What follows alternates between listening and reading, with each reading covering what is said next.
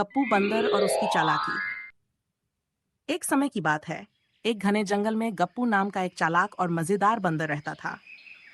गप्पू अपनी हरकतों और समझदारी के लिए पूरे जंगल में मशहूर था। वह अपने दोस्तों के साथ समय बिताने और उनकी मदद करने में बहुत खुश रहता था। लेकिन जंगल में सब कुछ ठीक नहीं था। एक दिन शेरराज जंगल में आ धमके। शेरराज को अपनी ताकत पर बड़ा घमंड था और वह जंगल के जानवरों को डरा धमकाकर उनका खाना छीन लेता। खरगोश, तोता और हाथी जैसे जानवर परेशान होकर गप्पू के पास पहुंचे। खरगोश ने कहा, गप्पू, अब हमें तुम्हारी मदद चाहिए। शेरराज ने हम सबका जीना मुश्किल कर दिया है। गप्पू मुस्कुराया और बोला, चिंता मत करो दोस्तों, मैं कुछ ऐसा करूंगा कि शेरराज को अपनी हरकतों पर पछतावा होगा।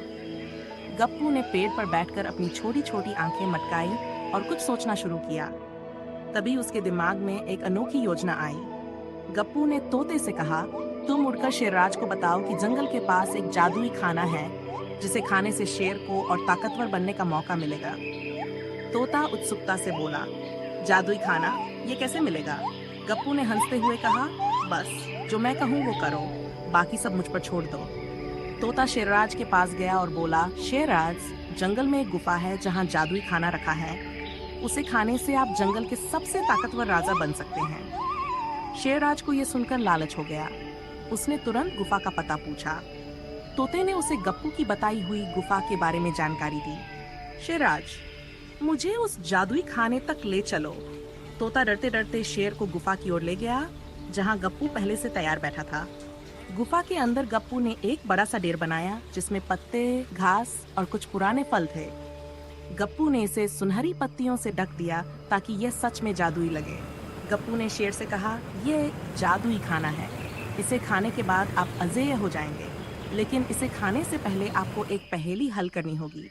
शेरराज से कहा, मुझे किसी पहेली से डर नहीं लगता, जल्दी बताओ। गप्पू ने शेर से पूछा, अगर आप ताकतवर हैं तो बताइए, ऐसा कौन सा जानवर है जो बिना लड़े सबको जीत सकता है?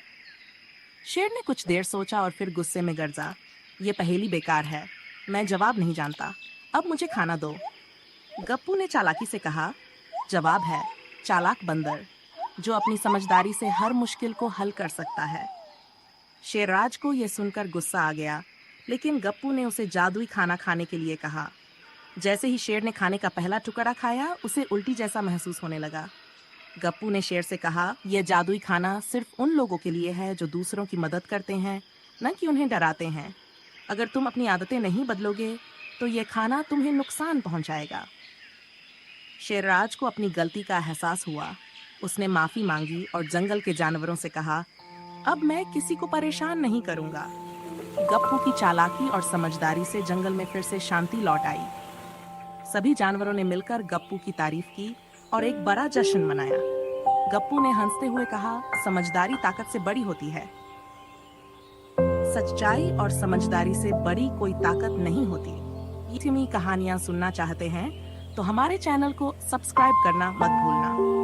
घंटी दबाएं ताकि जब भी नई कहानी आए आपको सबसे पहले पता चले। और हाँ, इस वीडियो को अपने दोस्तों के साथ शेयर करना मत भूलें। आपके प्यार और सपोर्ट से हमें और भी मजेदार कहानियां लाने का हौसला मिलता है।